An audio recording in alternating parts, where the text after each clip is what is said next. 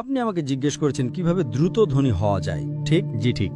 সেরা সমাধান 5 ওয়াক্ত সালাত আদায় করুন, আর ফজরের আগে 2 রাকাত সুন্নাত মিস করবেন না। জানেন কেন? মানুষ যখন বিশ্বের টপ 10 জন ধনী ব্যক্তির লিস্ট করে, যুবক মানুষেরা। থামুন থামুন ভাই, আমাকে উত্তরটা দিতে দেন। আমি উত্তর দিচ্ছি, আপনি বলছেন যুবক মানুষ। যুবক মানুষেরা, আমি উত্তর দিচ্ছি। আপনি জানেন শীর্ষ 10 জন ধনী ব্যক্তির তালিকায় 4 নম্বরে বিল গেটস, 3 নম্বরে জেফ বেজোস, 2 নম্বরে এলন মাস্ক, 1 নম্বরে কে? একজন মুসলিম যে ফজরের সালাত এবং সুন্নাত আদায় করে, সে এদের চেয়েও ধনী। কারণ নবী সাল্লাল্লাহু আলাইহি ওয়াসাল্লাম বলেছেন যে ফজরের 2 রাকাত সুন্নাত পৃথিবী এবং এর মধ্যে যা কিছু আছে তার চেয়েও বেশি মূল্যবান।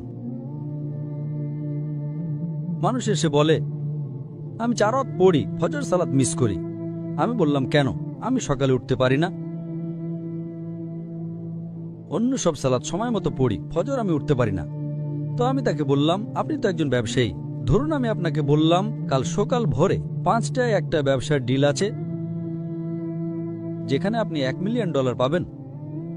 আপনি কি সেই ডিলে যাবেন? আপনি বললেন হ্যাঁ, কিন্তু আপনি তো সকালে উঠতে পারেন না। না না না, $1 মিলিয়ন জন্য আমি ঘুমাবই না। তাহলে $1 মিলিয়ন জন্য আপনি ঘুমান না, কিন্তু 2 রাকাত সুন্নাত যা পৃথিবী এবং এর মধ্যে যা কিছু আছে তার চেয়েও দামি, তার জন্য উঠতে পারেন না? ফজরের সালাতের মূল্য কত ভাবুন। সমস্যা হলো আমরা হাদিস শুনি কিন্তু বিশ্বাস করি না, কোরআন পড়ি কিন্তু বিশ্বাস করি না। আল্লাহ বলেছেন, তাই আমি বলি আমি কখনোই আমার ফজর মিস করব না, এমনকি আমার সুন্নাতও মিস করব না। কেউ আমাকে $1 মিলিয়ন দিলেও না। হ্যাঁ, সুন্নাত পড়া ফরজ নয়। আপনাকে যেটা বুঝতে হবে, যদি আপনি সত্যিই বিশ্বাস করেন, আপনি কি জানেন সেরা ব্যবসা কোনটা?